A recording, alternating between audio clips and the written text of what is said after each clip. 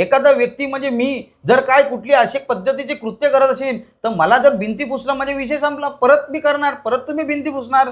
तसं नाही चालणार. कायदेशीर कारवाई झालीच पाहिजे.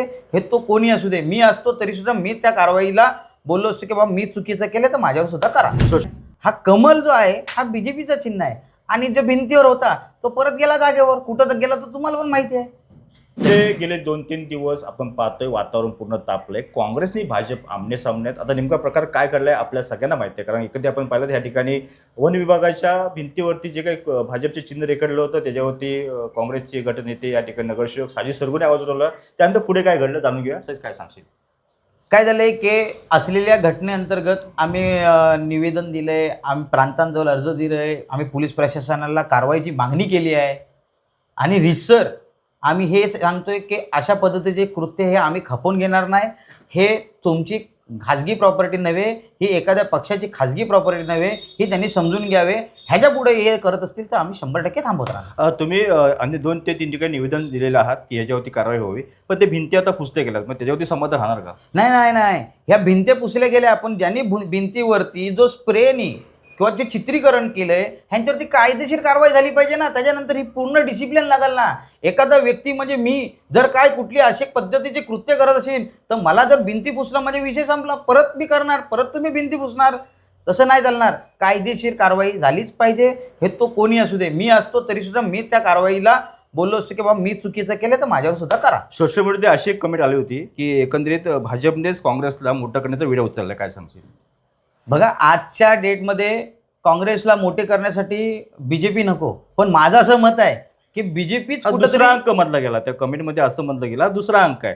पहिला अंक तू दाखवला गेलास तो उदय सामंत यांचं नाव त्या बोटावरून काढलं गेलं, पण हा दुसरा अंक काय? उदय सामंत साहेबांचं नाव नव्हतं, त्याच्यावरती जिल्हाध्यक्ष बीजेपीचं नाव होतं. पालकमंत्री साहेब हे आमच्या जिल्ह्याचे आहेत आणि त्यांचं नाव हे 100% 1 नंबरवर असलं पाहिजे. पण एखाद्या पक्षाच्या जिल्हाध्यक्षी जो त्या बॉडीमध्येच नाही, त्याचा काही संबंध नाही, त्याचं नाव घेण्याचा काय संबंध आहे? आणि हे अशा पद्धतीची शिस्त चालतच नाही. मग असे अनेक ठिकाणी बोर्ड आहेत ज्यांचा प्रोटोकॉल पाडला गेला नाही. फक्त शिवसेना भाजपकडे साजिद पाहणार का की अन्य बोर्डाकडे काय? बघा, पहिली परत एकदा गोष्ट सांगतो, शिवसेनेचा हा मूळ मुद्दा नाही. बीजेपीचा कमल हा शिवसेनेचं चिन्ह नाही. हा कमल जो आहे हा बीजेपीचा चिन्ह आहे आणि जो भिंतीवर होता तो परत गेला जागेवर. कुठं तर गेला तर तुम्हाला पण माहिती आहे. त्यांच्या नगरसेवकांचं असं म्हणणं येते की साजिद सरगुने निवडून जुम्मा 4 दिन हो गए, 4 दिवस झालेले आहेत, त्यांनी अशा भानगडी लक्ष घालून नाही विकास कामं करायला, काय सांगशील?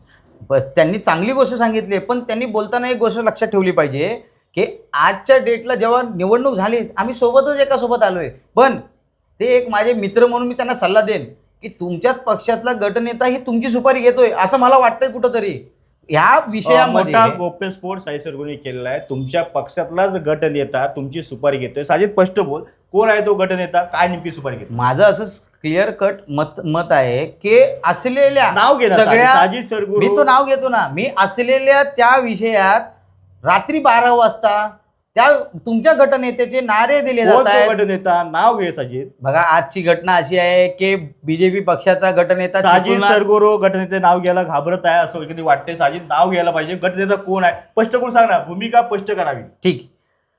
बीजेपी पक्षाचे जे नगरसेवक आहेत त्या नगरसेवकाचा गटनेते म्हणजे शशिकांत मोदी साहेब आहेत आणि हे मोदी साहेब किमान 10 ते 15 वर्ष सातत्याने नगरसेवक म्हणून पद भूषवलेलं आहे, अभ्यासू आहेत.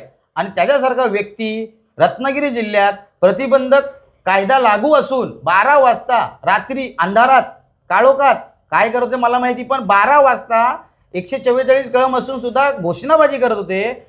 आणि जेव्हा हे सगळं विषय अंगलट आलं तेव्हा ह्याचं स्पष्टीकरण देण्यासाठी 2 नगरसेवकांची बळी द्यायची तयारी झाली. माझं मत असं आहे की त्या नगरसेवक आज चांगले आहेत, त्यांना वाट चांगली दाखवा, त्यांची वाट नका लावू, असं माझं मत आहे. बाकी हा बीजेपीचा अंतर्गत विषय त्यांनी त्यांचा बघावा. कुणी वाट लावली एकत्रित, काय नेमकं? माझं असंच म्हणणं आहे की त्या बीजेपी पक्षाचा जो विषय होता तो ती बाजू त्या गटनेत्यांनी घेतली पाहिजे होती. 2 नगरसेवक नवीन यांना पुढं नाही करावी ही माझी विनंती होती. पण बाकी आता जर त्यांनी असं केलंय तर त्याच पक्षाला संपवण्याचा विडा आहे त्या मोदींनी उचललाय. साजिद कोणता विषय असो, पक्षाचा वर्धापन जे असतं तर बैठक होते आणि बैठकी ठरला आता किंवा अशा स्वरूपाच्या भिंती असतील किंवा अशा ठिकाणी बॅनर लावायचे, म्हणजे यांची बैठक झाली नसावी, काय वाटतं एकंदरीत? बघा, त्यांच्या बैठक झाली नाही झाली हा माझा मुद्दा नाही. त्यांची बैठक झाली असेल, त्याच्यामध्ये हा मुद्दा असेल, हा मुद्दा नाही. पण काल नगरसेवकांनी बोलता बोलता असं बोललं की आम्ही पहिले परवानगी घेतली नव्हती. म्हणजे ह्याचा अर्थ काय की आम्ही परवानगी घेणार आहोत? म्हणजे पहिले अभ्यास करा, काम केल्यानंतर परवानगी घेतली पाहिजे की काम करायच्या आधी? आणि नवीन आहेत, माझे मित्रच आहेत, मी त्यांच्याबद्दल असं बोलणं चुकीचं आहे. पण जे गटनेत्यांनी स्पष्टीकरण द्यायला पाहिजे तर ते नगरसेवकांना दिले. ते फक्त बघून घ्या, त्यांच्या पक्षाचं हे पक्षाची सगळं सुपारी आहे. स्पष्टीकरण साजिद सरगुरे करतोय. कुठेही नवराष्ट्र चॅनल असं म्हणत नाही. घटनेचा विषय होते, आरोप जे आहेत ते साजिद सरगुरेने केलेत. पुढची भूमिका काय असेल? नाही, 100% पुढची भूमिका पण आमची अशीच असणार आहे. जर सातत्याने जर ह्यांनी चुकीचं काम केलं तर 100% आम्ही ह्यांना थांबवतच राहणार. ही लोकांची मालमत्ता आहे, ह्यांनी ॲज 100% पाठराखण करण्याचं काम आम्ही करणार. सगळ्यात शेवटचा प्रश्न आहे, महत्त्वाचा प्रश्न आहे. भुयारी गटार योजनेसंदर्भात जी काही बैठक झाली होती, त्या बैठकीमध्ये 3 ठिकाणी टँक बांधायचं असं ठरलेलं आहे. काय सांगशील? बघा कसं आहे, आज त्यांनी 2017चा रिपोर्ट आम्हाला दिला आहे. 2017चा रिपोर्ट अनुषंगाने तेव्हा जो काय खर्च झाला आहे तो विषयही सुद्धा आला आहे. पण आज अध्यक्ष साहेबांनी एक चांगला मुद्दा सगळ्यांसमोर आणला आहे की जे काही पॉईंट्स असतील, जे काही मुद्दे असतील, हे आपण डिस्कशन करूनच पुढं न्यायचं आहे. आणि जर भुयारी गटार असू दे किंवा इतर कुठला चांगला मुद्दा जर विकासात्मक असेल तर 100% आमचा पाठिंबा त्याला असेल. पण ह्याच भुयारी गटार योजनेसाठी साजिद काही वर्षापूर्वी 90-10 वर्षापूर्वी काही पैसे खर्च केले होते, माहिती आहे? त्या असलेला जो मुद्दा आहे तो रिपोर्टिंगचा विषय होता. तो त्या बॉडीने काय केलंय काय नाही त्याचा मी माहिती घेऊन सांगतो पुढं हे भविष्यात. होते साजिद सरगुर, ज्यांनी आपली भूमिका स्पष्ट केली. काही आरोप प्रत्यारोप केले ते साजिद सरगुरने केलेले आहेत आणि एकंदरीत पुढची भूमिका त्यांनी स्पष्ट केली. कॅमेरामॅन सायशेखचा निसा शेख, नवराष्ट्र चिपळूण.